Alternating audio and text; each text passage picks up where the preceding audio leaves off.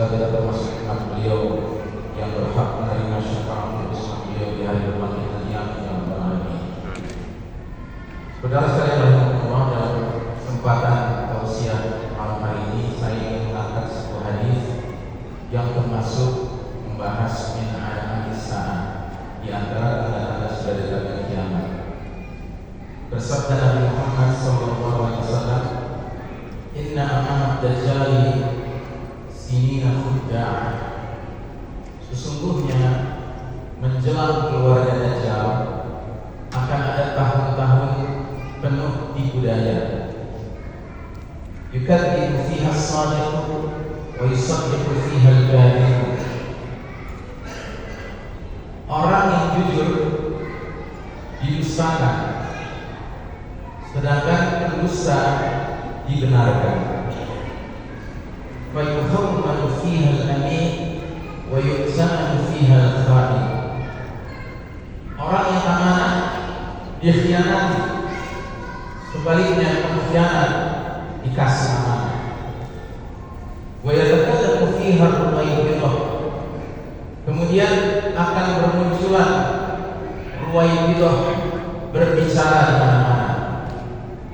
Qila wa ma ruwaybidah, para sahabat bertanya, apa itu atau siapa itu ruwaybidah?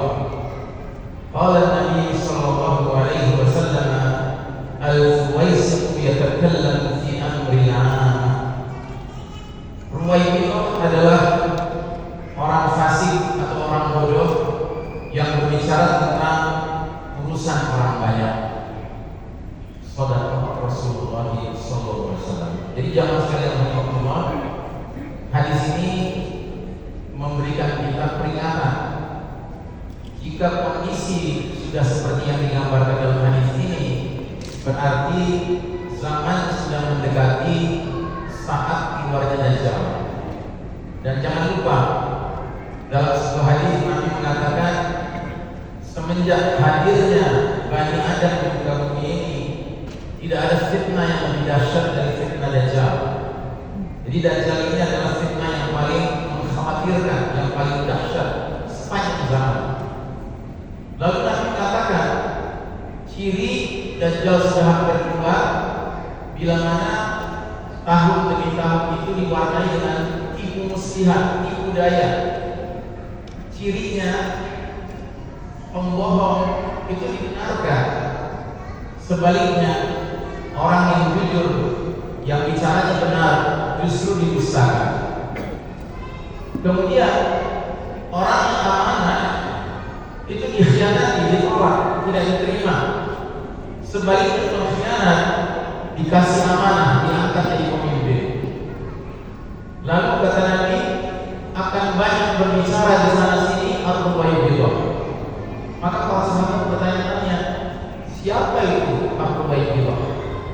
Maka kata Nabi, orang bodoh, orang fasik yang berbicara tentang urusan orang kaya.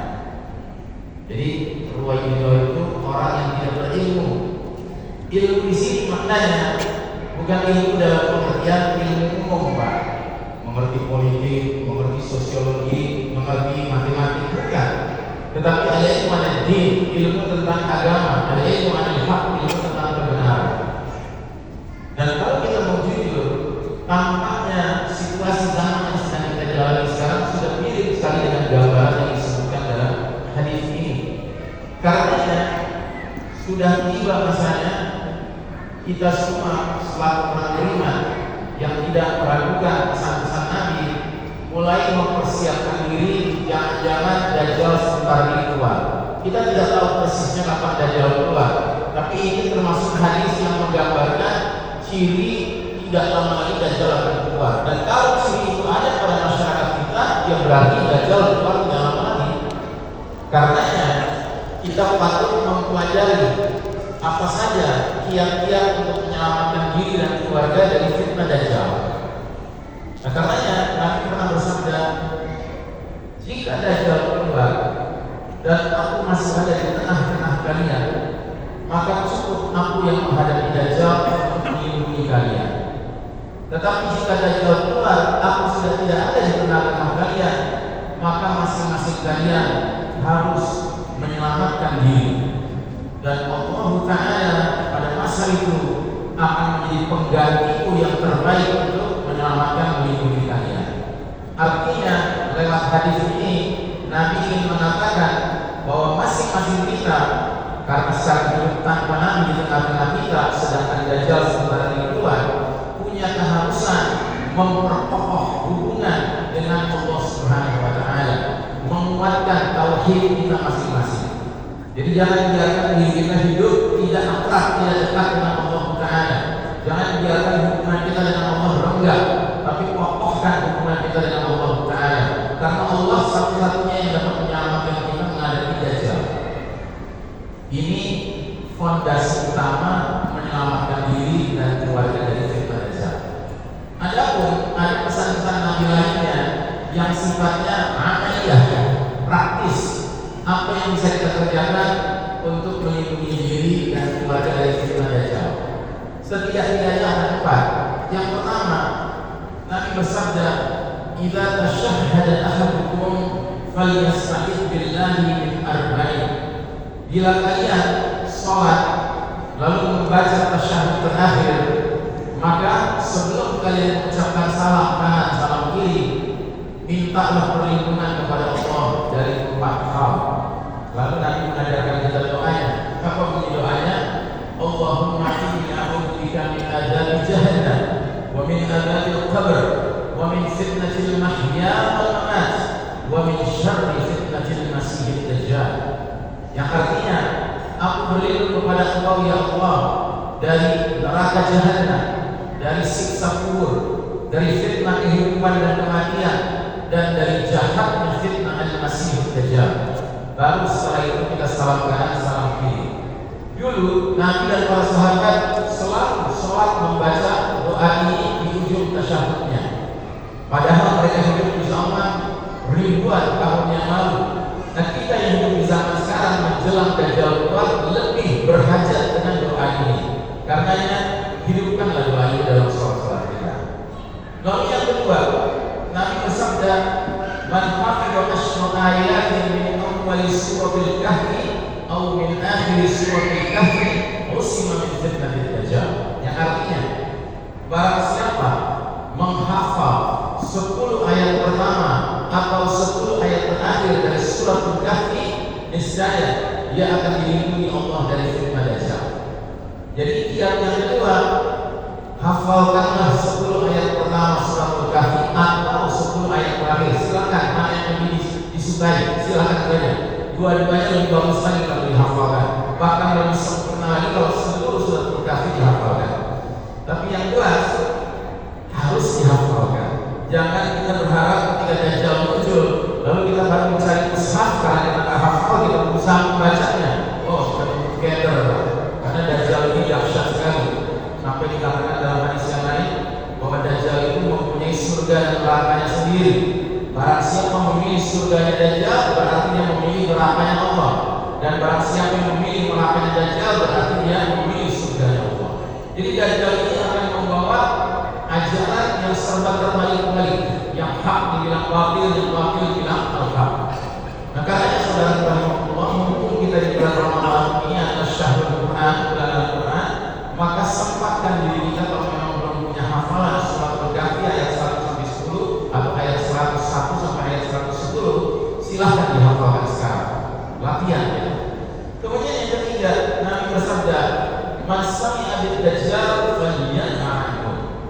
Barang siapa mendengar bahwa Dajjal akan mendekati kampung halamannya, negerinya, tempat tinggalnya, kotanya, maka menjauh dari Dajjal. Sebab demi Allah, ada seorang laki-laki yang asalnya beriman. Ketika Dajjal mendekat, dia malah bertemu dengan Dajjal. Begitu dia berjumpa dengan Dajjal, langsung dia menjadi hamba Dajjal. Na'udzubillah. Jadi ketahuilah saudara rahimahullah, Dajjal ini ketika muncul nanti, dia punya 1001 tipu daya, dia punya 1001 sihir ya. Di antaranya misalnya, dengan tunjuknya saja dia tunjuk ke langit, dia katakan, "Ya sama amtir, hai langit, turunkan hujan." Tiba-tiba hujan turun, tentunya dengan izin Allah. Dia tunjuk ke bumi, dia katakan, "Wahai bumi, keluarkan tumbuh-tumbuhanmu."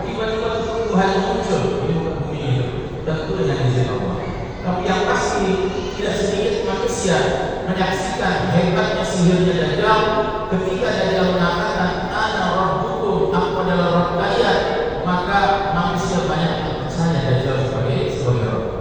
Nah, karena di hadis yang lain diterangkan ada seorang laki-laki asalnya beriman. Ketika dia sudah di depan Dajjal, tiba-tiba Dajjal bertanya kepada dia, apakah kau beriman aku ini Rabbmu? Maka laki-laki ini bingung menjawabnya.